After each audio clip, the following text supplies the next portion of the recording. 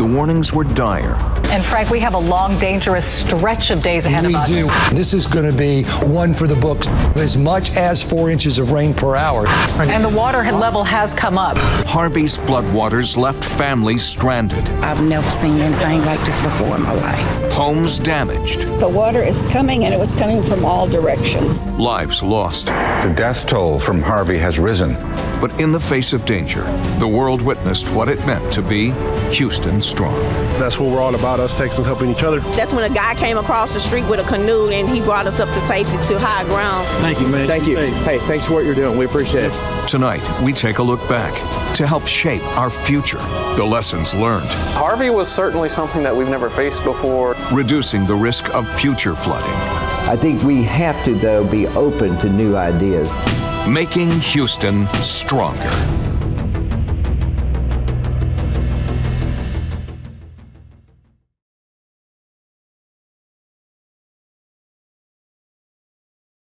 KPRC presentation, Making Houston Stronger, a town hall on rebuilding our county, our city, and the entire region.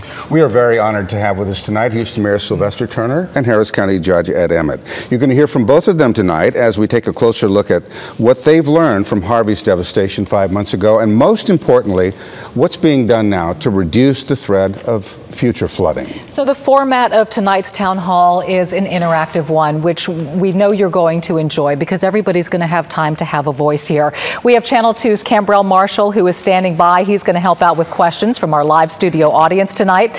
Our Keith Garvin is going to gather feedback and questions from our viewers through Facebook and Twitter. So please be sure to use the hashtag Making Houston Stronger. And to be as inclusive as we can, we've also set up a live phone bank to help our viewers who are still in the recovery process tonight. Now here's a live look from Studio B, where volunteers from the City of Houston and from Harris County are ready to take your calls.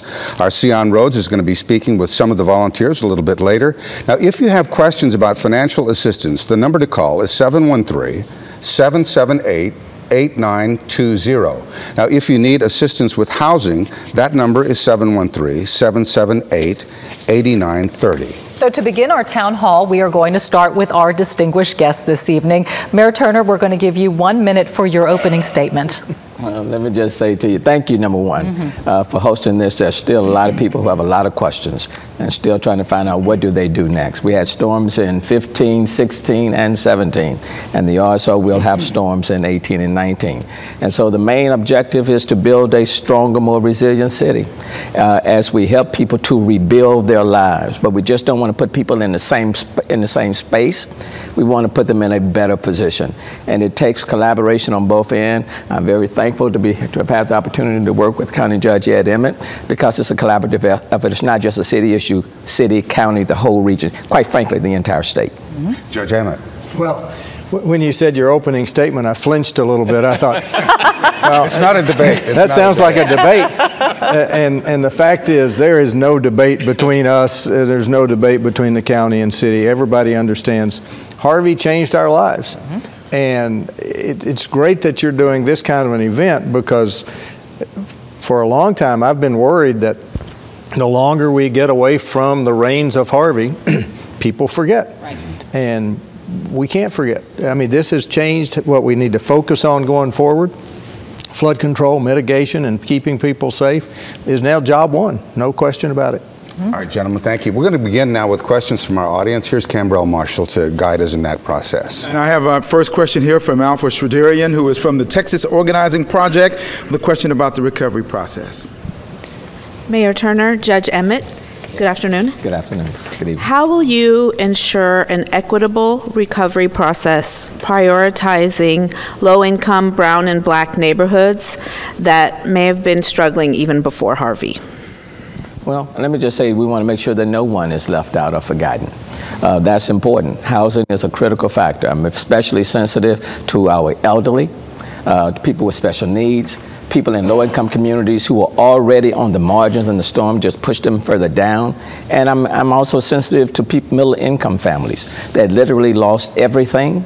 Their savings have been exhausted, and they're wondering who will stand up for me. So everyone was impacted, and it's important for us to advocate on behalf of every single person in the city, in the county, in our region, and to help to put them back in the form. That's why we want resources to come to the city as quickly as possible, like yesterday.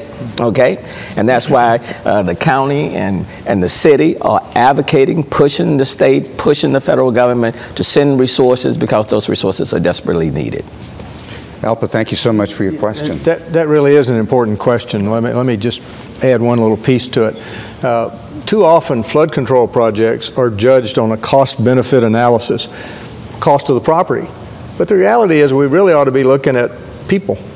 Forget about how much the home is worth. Talk about how many people you're moving out of harm's way. And that should go a long way toward alleviating your concern. And I hope that becomes the way we do it in the future. Like we mentioned, we are taking questions from the audience, but also, you know, the impact on social media these days. People are following us there, so our Keith Garvin is monitoring the Facebook and the Twitter feeds to get some viewer questions as well. Let's bring Keith into the conversation now with feedback from our social media platforms. Keith? Well, Dominic, we've already received several dozen comments and questions on social media because we actually began the conversation about 30 minutes ago, and we've already seen so many questions from folks from even outside of the Houston area, very interested in this topic, interested in this forum tonight. Several questions about dams and reservoirs.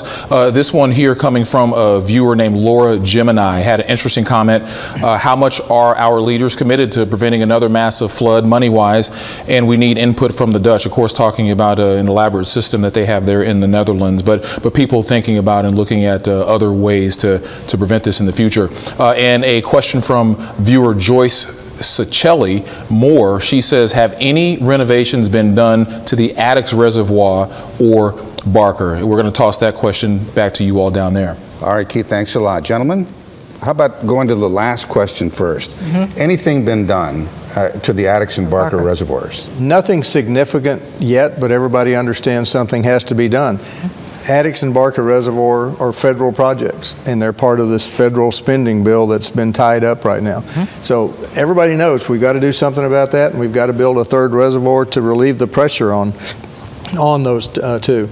However, I will say that on tomorrow's County Commissioners Court agenda is an item about desilting Addicks Reservoir to some degree. So there's also been talk about a third reservoir.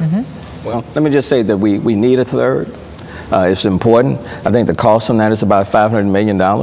And that's why it's important for us for the federal dollars to flow down, because those mitigation strategies are primarily funded on the federal level.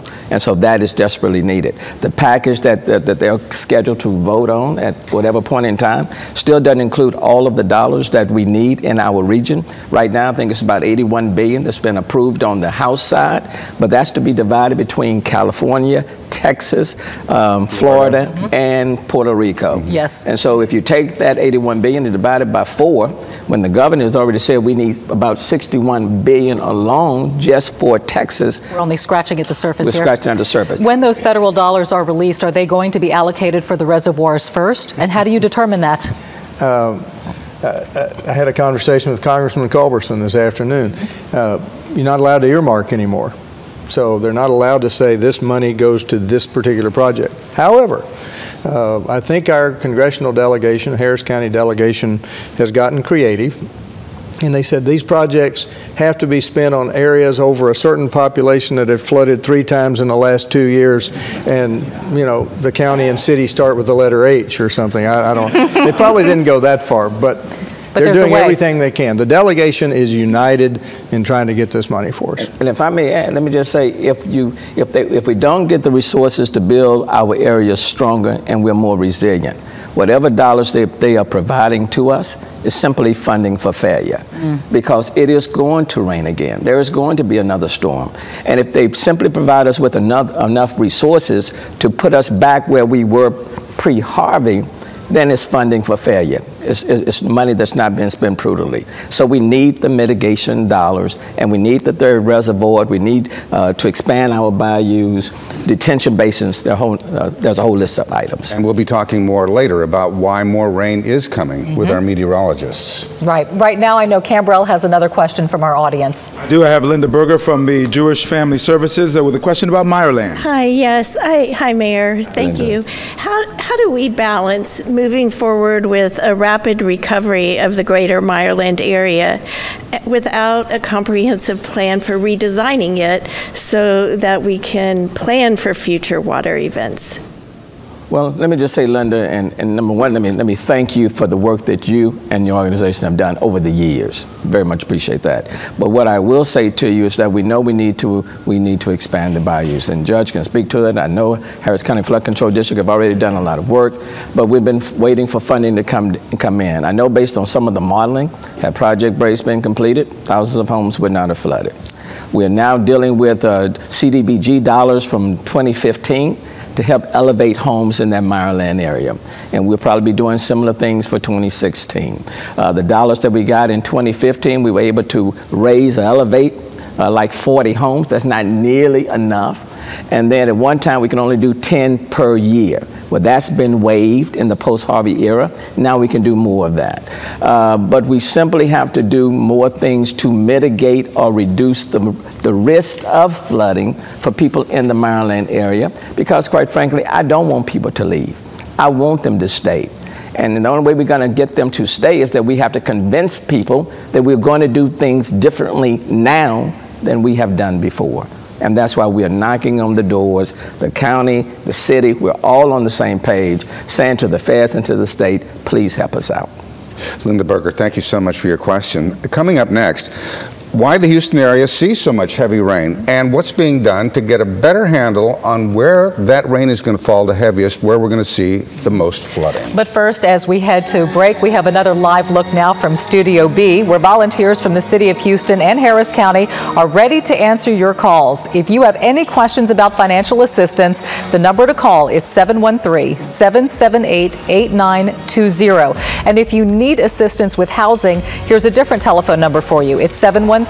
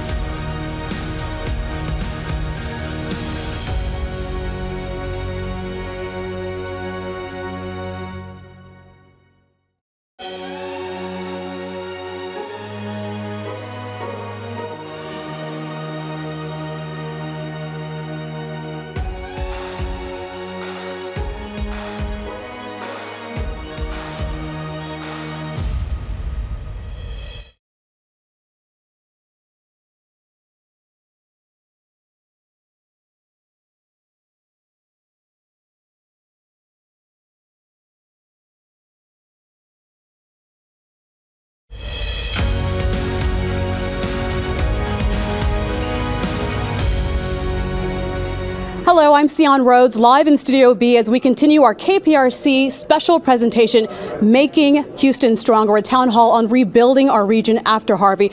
I'm here with volunteers from the city and county. They're here to answer any questions you may have regarding housing help, financial help. We know so many people are still in the rebuilding process after Harvey, and these are the folks who have the answers for you. So again, the number to call, 713-778-8920. That's the number for financial help. For housing assistance, any questions you may have about getting help, finding housing, or rebuilding your home, you can call 713-778-8930. Back to you. All right, Sion, thank you. And as we all know, the weather in Southeast Texas can change on a dime, which really makes forecasting our weather in this region quite tricky.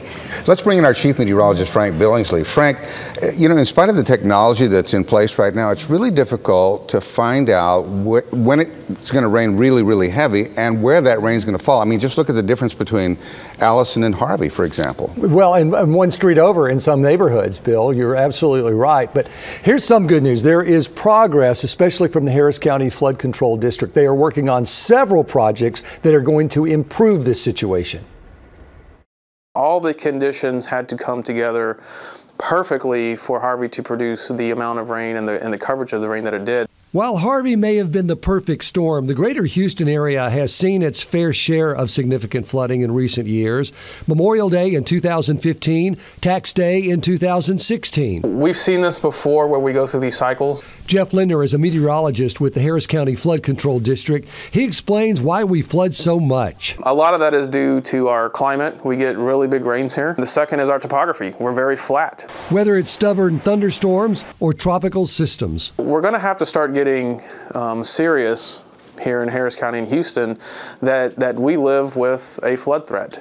There are steps being taken to reduce the risk of flooding, like Project Braze in the Meyerland area, widening channels, and creating additional stormwater retention basins. We're also working on a real-time flood forecasting system where we're moving the water through our channels and forecasting in time how high we think the water levels are going to get. The Harris County Flood Control District is also working on a pilot project to see just how good their forecasts can be. And I want to caution everybody that, you know, like meteorology forecasting water, it has some uncertainty too. And something else that the Harris County Flood Control is working on are these real-time flood inundation maps. And those are going to show the extent of where the flooding may occur. So we're working on it, Bill and Dominique. It's far from perfect, but people are out there trying their best. Well, that's good to hear, Frank. Thank you so much. We were talking about these reservoirs earlier in the program, and they're managed by the Army Corps of Engineers, who warned time and time again that what happened during Harvey could happen. Now, we don't want to look back. We want to look ahead. But so we invited the Army Corps of Engineers to be on this program, and at first they agreed to, and then we got this message. Because the subject of the program deals with matters that are currently in litigation in federal court, and to which the Army Corps as party were unable to participate within this innovative and informative forum, the United States Army Corps of Engineers is committed to maintaining the safety and security of our reservoir systems and will always strive to work with our local, state, and federal officials to reduce flood risks within our community. Is it safe to say we'll be listening to the Army Corps of Engineers more closely in the future? Well, I think we'll be listening to them, but we'll also be talking to them. Mm-hmm. It's got to go both ways. There's been a fear expressed for a long time that the dams at Addicks and Barker might fail. Mm-hmm. That's not really what happened here at all. Addicks and Barker filled up, and something had to happen with that water. And if the water had gone around the north end of Addicks, then it would have been an uncontrolled release. And that's why it's so important that we know where the old tributaries and the creeks are in that area, so we know where the water is going to go. And so part of this money we've been talking about is not only to shore up Addicks and Barker, it's to make them hold more water, also to get some people out of harm's way that built behind the dam, which you think back about it and go, really? We allowed people to build in a floodway? I mean, a lot of people scratch their heads over that one. Yeah, we all scratch our heads over that. But it's also to find out where's the water in West Harris County going to go. There were tough decisions made during those 4 or 5 nights. The Corps made one, and they've got a lawsuit, and that's why they're not here. But yes, it's got to be a two-way conversation. We've got to talk to the Corps, the people need to talk to the Corps, and the Corps needs to talk to us. Back to that third reservoir, how do you determine the location, the time frame? I know you're waiting on some major dollars here. Well, I don't know. I mean, we know generally the area. I guess another thing that I would add to what the judge had to say, and I agree with every word he said, notice. That's important. You know, people, I think, were just as concerned or just as upset about not getting the notice. Many went to bed or went upstairs, and then in the wee hours of the morning, they would go downstairs and see that water was in their home. So even if, even with the additional release, if we had provided notice, if they had given us notice, or we could have provided notice to the people, that would have made a big difference. Before we get off this, let me jump in because Addicks and Barker get a lot of attention. But you know, folks in Kingwood had that same thing. Middle of the night, release out of Lake Conroe, and they weren't in a floodplain, theoretically. But it was also a release of water, but this time from another dam. It was from another dam. And one of the main issues in Kingwood is that the people in Kingwood do not have representation on the Standard Center board. They want at least 2 representatives on the board. I join with them. I share with them with that, and hopefully that will take place. Let's get to another question from our audience. Cambrell? I have Amy Mobley-Turney here with the League of Women Voters with a question that has to do with early warning. What steps can we take to better utilize technology to increase our early warning capacity for homeowners and for first responders and for public safety personnel? Well, as you heard on the clip, Jeff Lindner and a lot of people are already talking about an early warning system. We just need to do it. And the technology is there, but how do you do it? Do you do it proactively? Do you do it so that people get a notice like an Amber Alert on their phone? Probably, but that's all being worked out, and it's something we need to do. And it's easy to look back and say, well, gee, why weren't we doing that sooner? Harvey changed everybody. There's no question about it. When we had that shooter on the west side on Memorial Drive last year, there was a warning that went out on the so there is a system that exists to provide early warning, correct, Mayor? Well, I think we're certainly trying to utilize all the technology that's readily available. Prior to Hurricane Harvey, for example, there are many people that used the Nextdoor. We've now connected with Nextdoor, which help people to communicate in real time. So whatever technology is readily available, I think we're learning we just have to employ it because people need information in real time. That's right. And the one thing that's by the bedside is the cell phone. Exactly. So if you can get to that, then you can get to people and get them to safety. We have Keith Garvin again monitoring the feeds on both Facebook and Twitter. Keith, what are you hearing? Well, Dominic, we've already received a number of questions and comments. We want to remind the folks at home that if they have any questions or comments, to please submit those to our Facebook page. But one of the comments that we've gotten came from one of our viewers, Lynn Cherkaski Carabina. She said what a lot of people are thinking. She says, in the 40+ years I've lived in Houston, I cannot count the number of devastating floods I have been through. We got a question from viewer Marco A. Almeida. He left this question on our Facebook page. He asks, why do residents need to keep paying for the drainage fees on our water bill if we all know that doesn't work? I'm going to toss that back down to the experts downstairs. All right, Keith, thank you. Mayor? Well, I think that question on drainage fee probably comes to me. Well, the drainage fee, Rebuild Houston, it deals with streets and drainage. Okay, it's not necessarily for flooding. Okay, streets and drainage. Certainly when we come into improving our street conditions, addressing potholes and all of that, drainage fee. When it comes to improving drainage within the city of Houston, critically important. But when we are talking about building detention basins that can literally cost hundreds of millions of dollars, that's another item. When we're talking about expanding the bayous, that's a much bigger item. When we're talking about building reservoirs, that's a much bigger item. Those are billion-dollar projects, okay? When you're talking about building the coastal spine, for example, if the hurricane had hit the Galveston Bay and that storm surge had come in, that's a $12 billion project alone. So yes, Rebuild Houston is needed in order to improve drainage in the city of Houston, in order to improve our streets. But Rebuild Houston, that drainage fee will not be enough in order to impose or implement the mitigation strategies that will minimize the risk of flooding. Now, stormwater detention is in many cases the responsibility of the developers, and sometimes they ignore it. How come their feet aren't held to the fire on these detention ponds? Well, let me just tell you, in the post-Harvey area, everybody's feet has been held to the fire. And even in the city of Houston, and I applaud the county because they have already moved to implement some steps. But I would tell you, coming up in the city of Houston, we are already debating, and city council will be moving on. Well, we are no longer looking at a 100-year floodplain, we're looking at the 500-year. Right. I think we have a similar question coming from our audience, by the way. Cambrell? We do, in fact. Cynthia Neely is from the Residents Against Flooding, has a question about that topic. Yes, given our vulnerability to catastrophic flooding and costing Americans millions, billions of dollars every year, shouldn't we mitigate 100% of our stormwater, meaning all new buildings that are built would be required to take care of 100% of the water that runs off their buildings and not let it run off into our living rooms? Other cities do this. Thank you. Gentlemen? Since you took drainage fee, I'll try and take this one. Yeah, in a perfect world, you're right, Cynthia, no question. Problem is, how do you measure that? And one of the problems we've had at the county level, the detention requirements have been imposed, and if the developers hire their engineers and their attorneys to say this mitigates 100%, and they win that in court, then that's the way it is. Harvey changed, you're going to get tired of me saying this, but Harvey changed everything. Yes. Because now, look at the fact that we had 3 500-year floods plus in 2 years.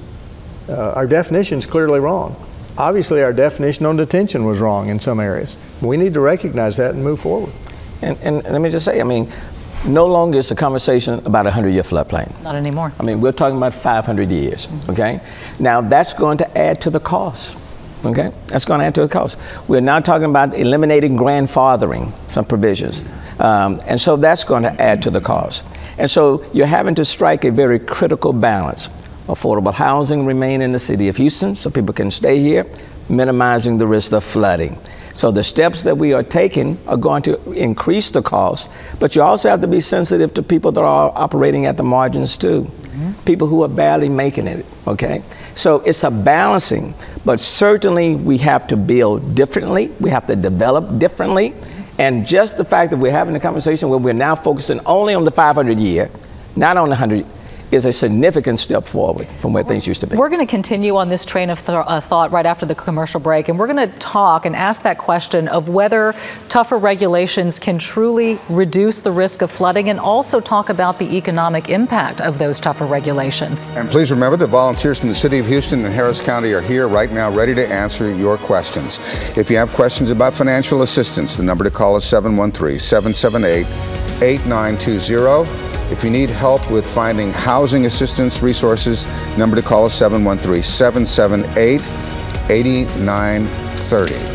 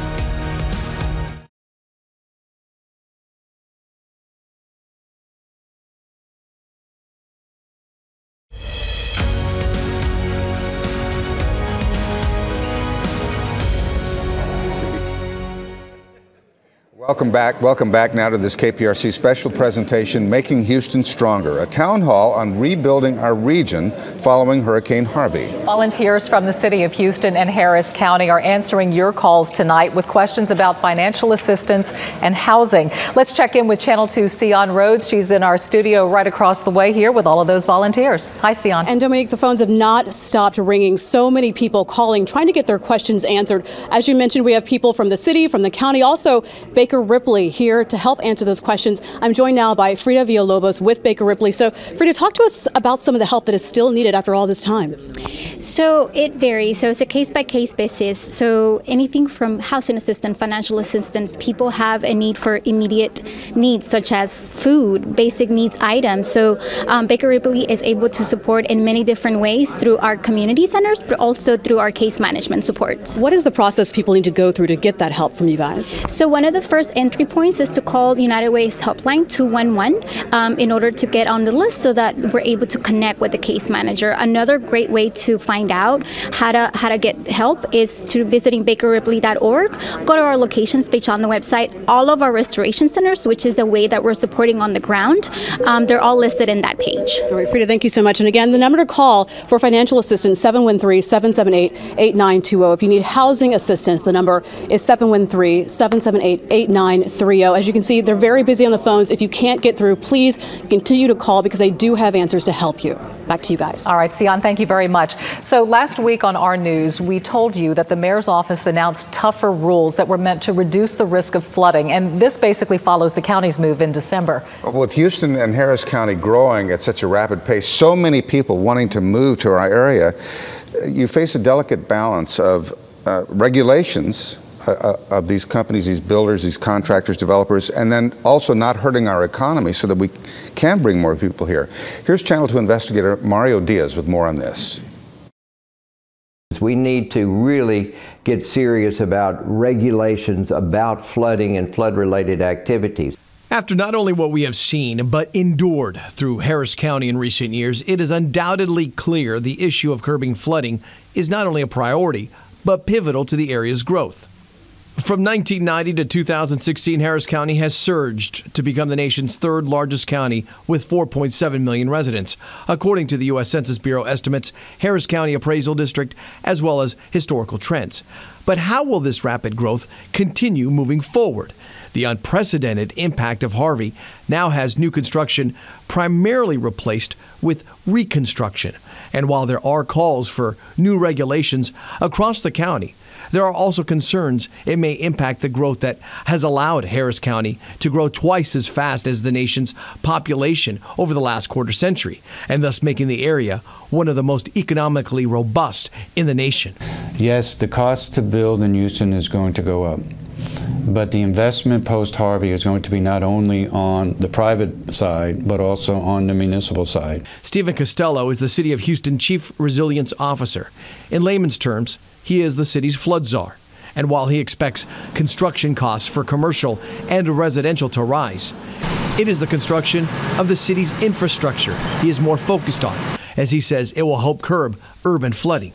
However, there are challenges. Normally during disaster recovery, it's very difficult to get the federal government to fund resiliency components. Jim Blackburn is the co-director of the Severe Storms Center at Rice University. He feels that while there may be a short-term investment that taxpayers will have to fund, the measures can have long-term gains. I think done well, a regulatory process that protects everyone's property values may well help with the economic development as opposed to hurt. However, Blackburn is deeply concerned about the one storm that he believes will cripple the economy, the one storm that little can be done to prevent. Particularly with the big storm surge coming in and knocking out the Houston Ship Channel. If something like that were to happen, and that's a very real possibility. We haven't seen the worst storm in Houston. As bad as Harvey was, it was a rainstorm. It was not a surge event, and the surge event is the one that will absolutely devastate our region and the economy. Let's pick up with what Jim Blackburn's saying there about the horrific possibility of the Ship Channel flooding, Mayor. That's huge. I agree with him. That's why many people are advocating for coastal spine. It is a huge cost. It's $12 billion. But let's say that the hurricane did hit the Galveston Bay and you had that huge storm surge. I mean, you take the port out, that doesn't just impact us. It impacts the whole country. Right. A lot of the jet fuel is supplied from the port throughout the United States. So that is a mitigation project. And it's not like we're asking for a great deal. After Hurricane Katrina, the feds awarded Louisiana $18 billion on mitigation projects. The coastal spine for us is 12. We're not asking them to treat us any differently, but just simply treat us with the same level of respect and appreciation. What about, we've been talking about new development. What about, for instance, the Pinecrest Golf Course, that area off of Gessner and Clay? And that's an area that took a really big hit during Harvey. So as we talk about these new developments, are developers themselves going to be held now to a different standard, a higher standard when it comes to completing projects, knowing what might and probably will happen in the future? Yeah, I think there's no question that they will. But back to the original question, are new regulations going to cause an economic, impose an economic cost? I think not doing them would impose a much larger economic cost, because we have to look at the perception. We're in competition with other cities, other counties all over the country, all over the world. And if we're perceived as this flood-prone area, then who's coming? That's a negative. So the fact that the county and the city are stepping up and saying, you know what, we've got to change the way we do things, I think it's a plus. Will it cost a little more to build? Yeah. But would you rather pay a little bit more for something and not be flooded? I think so. How do you fight developers that try to skirt the system then? So far, I will say I've not had a single negative comment come back at us. Because each time there have been efforts to increase their responsibility, they file lawsuits and win in court, as you pointed out just a minute ago. Yeah, but I think, look, the reality is setting in is that we're in the post-Harvey era. We simply cannot continue to do the same thing that we've done in the past and expect things to improve. Right now, we still have over 4,000 people in hotels. We have thousands of people that are in homes that still are without sheetrock and without insulation, and they're waiting on FEMA and the federal government to step in. Thousands. And so if we don't rebuild, I agree wholeheartedly with the judge. It's not good for business. It's not good for people who live here. We need to be a stronger, resilient city, and people need to see that we're being transformative. So we've got to do things differently. If you keep things the same, then the cost will be high and people will be out of their homes. And so you can increase the cost, but you mitigate the risk of flooding and everyone benefits. Right. Absolutely. Right. We have Cambrell in the audience with another question. Speaking of homes and realty, Ed Wolf, a realty here. What's your question? Hi, I was wanting to know more about, with the Houston area having 8+ counties represented, with a regional plan, could we not have a more significant voice at the state, local, and federal level? And could we work together to develop a plan to solve the flooding issues? That's right down your alley, Judge. That was part of my 15-point plan. When I suggested that we approach flooding regionally, it's common sense. Floodwaters don't pay any attention to city limits or county boundaries. They just don't. Some people flint. They said, oh, no, we don't want a regional authority. Well, there's another way to do it, too. Houston-Galveston Area Council has a Transportation Policy Council where all the money that comes in for transportation projects, all the counties, the cities are all represented, and they decide which are the priorities, where should that money go. We could do the same thing with flooding, and we should. That will take legislation. And there's one thing that I can assure you, the mayor and I and members of city council and county commissioners and everybody are going to be one voice going to the legislature come next session and say, this is what needs to happen. We need your help. We don't need you to be talking about limiting local government and what we can do. We need you to help us with flooding. Go ahead. I'm sorry. No, I was simply going to say that you will see the county and the city of Houston in lockstep moving in the same direction. And look, and coming from different party affiliation, but Harvey has done what many people and elected officials couldn't do, united us and eliminated division. So I'll be right there with you, Judge, along with members of City Council, because things have to be done differently. We're talking about the state level here. How's it working out with the congressional delegation and meeting with them to try to get some of this money down here? And they've been supportive. I certainly talked with Senator Cornyn and some of the others on last week. You know, they have been supportive. I think what we recognize is that it's not just our delegations that will be doing the voting, but representatives from the other 49 states. And so we just can't talk to our own people. We have to talk to representatives coming from other states, states like New Jersey and Louisiana and all of these other people who have also had to face natural disasters or man-made disasters, but it has to be a collective effort. So we just can't talk to our own congressional delegation. We have to reach out and talk to the others as well. And the folks in the city of Houston probably need to do the same, because every project that you mentioned to remedy the problem is $1 billion figure, multiple billions of dollars. And so we as citizens probably need to reach out to our elected officials to have that voice heard in Washington as well. Let's get back to Cambrell and question from the audience. Cambrell? Oh, I think we're heading up to Keith. Going to Keith. Yes, okay. We've got a digital question. Right. Keith? That's right, Bill, Dominique. You know, development obviously has been a big question, a big concern over the last 30 minutes or so. It's a big topic for folks on social media as well. This question from Jimmy Lapine. Jimmy, I hope I got your last name right there. And Jimmy asks, why do the city and counties consistently let developers develop anything they want wherever they want? More concrete equals less natural absorption. Back to you guys. All right, so I think you're going to answer that question by saying, yeah, this is after Harvey. We're not going to be allowing that kind of thing anymore. Well, and I don't think we did before Harvey. Did we do enough before Harvey? No. But people couldn't develop anywhere, anytime. There were regulations, but the regulations were largely based on a 100-year floodplain. And as we've all said, that's no longer applicable. All right, well, still to come, billions of dollars in disaster relief are still tied up in Washington, D.C., as we've heard from both the mayor and the county judge. We're going to take a look at how much money Texas has received and how it compares to other hurricanes that we've seen in the past. Plus, volunteers from the city of Houston and Harris County are ready to take your calls with Harvey-related questions. 2 separate numbers for you, one for financial questions and the other for housing assistance. Those numbers are both at the bottom of your screen should you need to call.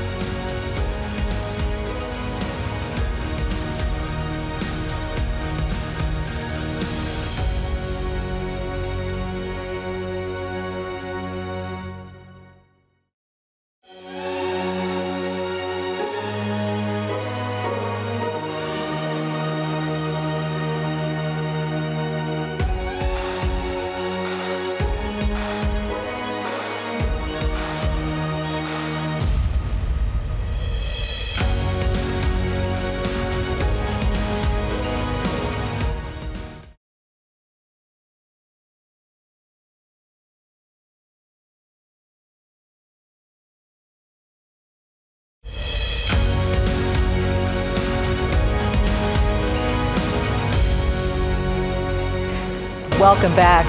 So here's a staggering number for you. Right now, $81 billion in disaster assistance is held up in Washington, D.C. It's money that can be used right now to help in our Harvey recovery efforts. Lawmakers are hopeful that they're going to pass a bill before the government is slated for another shutdown showdown on February 8th. Let's hope that doesn't happen. But in the meantime, let's take a look at how previous hurricanes compared to Harvey in terms of damage that we received and the federal aid we received.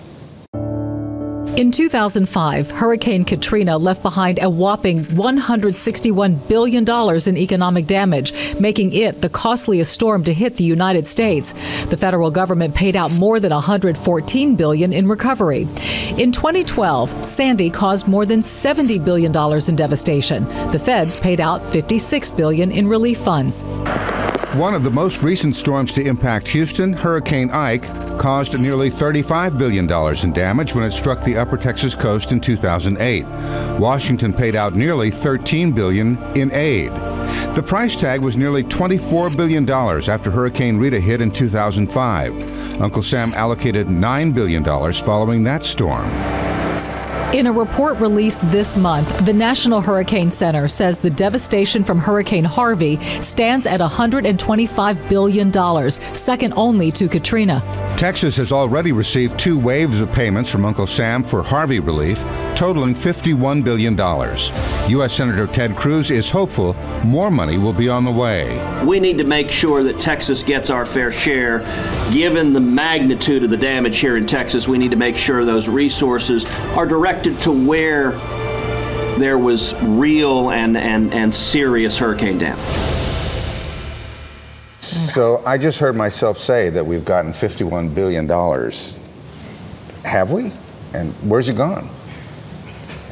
Well, a lot of those dollars, I guess, have gone to individual assistance, people who applied directly through FEMA and have been reimbursed. But none of it's gone towards mitigation. No, the mitigation dollars have yet to arrive. So none of these projects that you've mentioned that we needed have received any funding? They have not received any funding. And please bear in mind, of the $81 billion that we are talking about, let's say $81 billion for California, Texas, Florida, and Puerto Rico combined.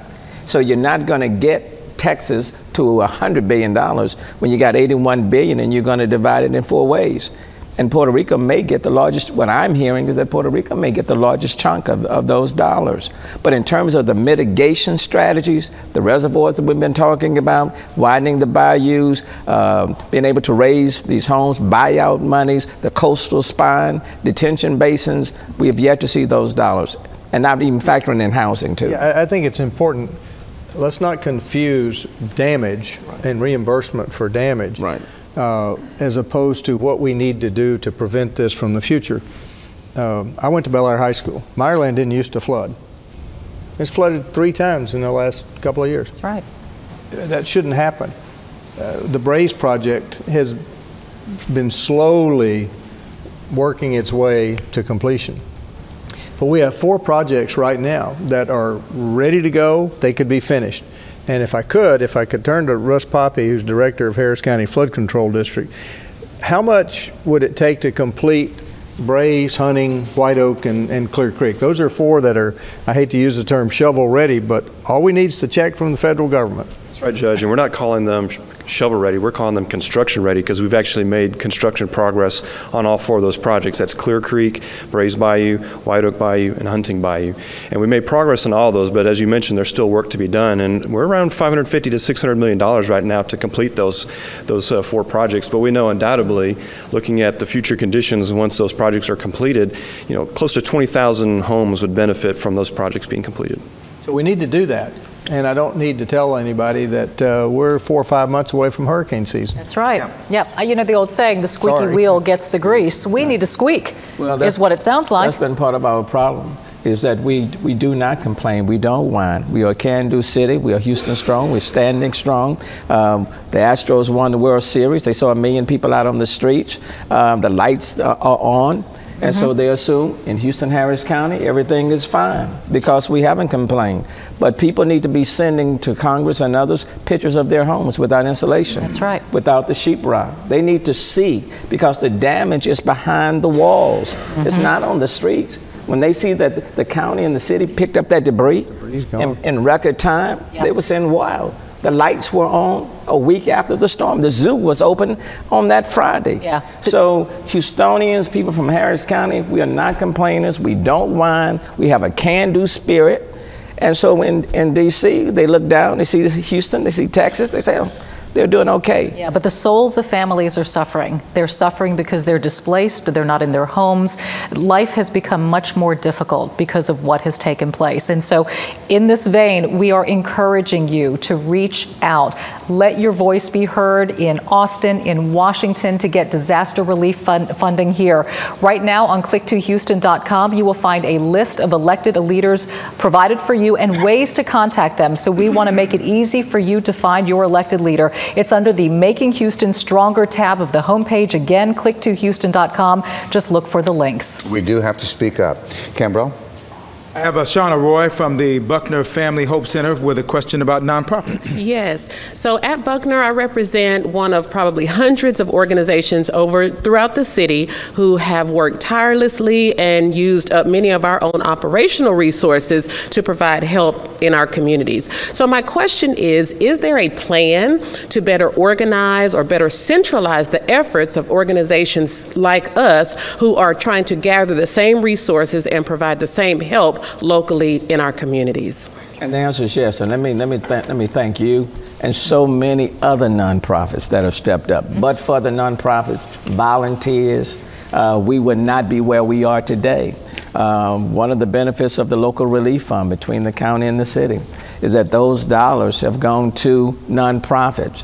About $68 million have already been awarded to about 48 nonprofits, and there are additional dollars that will be flowing. So we do need to connect even more with nonprofit, the faith-based community, and others who are really out there in the communities on the front line. So let me thank you. Working at our neighborhood recovery centers, you know, you all have been in there, so thank you so very much. And if you want more details, you know, you can contact Greater Houston Community Foundation, United Way, or even one of the larger nonprofits like Baker Ripley, and there are so many nonprofits that are being helpful. We do need all of you. Thank you, Shauna. Thank you for what you do in the entire nonprofit and volunteer community. That's what makes Houston the beautiful city it is. Absolutely. Keith, I understand you're fielding more questions up there. We are. We've gotten tons in, Dominique, and this town hall, of course, focused on the future and how to make Houston stronger. And so our viewers on Facebook are really pushing local leaders to get all the input they can to try and prevent another catastrophe like Harvey. Ellen V. Reed, she wants local leaders to reach out to their counterparts elsewhere. We've heard some of that from the mayor and from the judge as well. She asks, has the city met with other cities regarding their flood control options? And this probably would cover cities not only in Texas, but other parts of the country and other parts of the world as well. Bill, Dominique? How would you respond to that? Well, you know, I just left Washington, D.C. Last week on a panel discussing how do we prepare for the next storm. I was with the mayors from Key Biscayne out of Florida, and many of the mayors from Puerto Rico. You know, all discussing how we move forward. We're all in agreement that unless you provide additional dollars to make your city stronger and more resilient, you're simply providing funding for failure. Okay. The overriding theme has been money and the lack of it, waiting for money that may never come. I mean, is there any reason for hope here? I think there is. But as I've said from the beginning, right after Harvey, the federal government's going to do whatever the federal government does. And is it going to be enough money? No, but we have to take that. And then the state, you know, the state has the rainy day fund. Say that again. This was clearly a rainy day. And I know that state leaders have been saying that they're maneuvering around and they're going to tap into that fund come next legislative session. But make no mistake about it, at some point at the county and city level, we're going to have to turn to the residents and say, you know what? It's going to cost money. We can't keep playing this political game of we're going to cut local government, and then say, oh, by the way, why didn't you take care of this flood? Well, it doesn't work that way. So what the county's going to do for the Harris County Flood Control District, we're going to figure out what bond amount we need, and we're going to be coming to the voters as soon as we know what the number is, because we can't go to them and say, give us this amount of money and not be able to tell you what we're going to do with it. You have to have a general sense of where the money is going to be spent. And we're just going to bite the proverbial bullet and do it. And it's back to being Houston strong and Harris County strong. Now, the mayor has shown a lot of courage in asking folks for money when it's needed, and you're going to have to keep doing that, I guess. I know this is not responding. Let me let him off the hook. These are going to be Harris County flood control district. A lot of those are in the city of Houston. But I agree with you. But let me just say, yes, at this point in time, you have to call it as you see it. And where there's a need, and if you know there's an answer to it, you have to be straightforward and let people know this is what it's going to take. You cannot make brick without straw. And people don't want to keep going through flooding after flooding after flooding. And so there is a cost associated with it. I'm very, very hopeful because the people are the employers. We are employees. We work for you. The same on the state level. They're elected officials, but they work for the people. And on the congressional level. And so if the people demand it, it will happen. Just like now, we're talking about a 500-year flood. The times demand it, okay? So, but I do think it's our responsibility to be genuine, to call it as we see it. A ball is a ball, a strike is a strike. Sometimes people will agree with you, sometimes they won't. But we do have to tell people the truth and let the chips fall where they may. That sounds like a beautiful closing statement. Unfortunately, you still have one coming. So why don't we start, Judge, with you?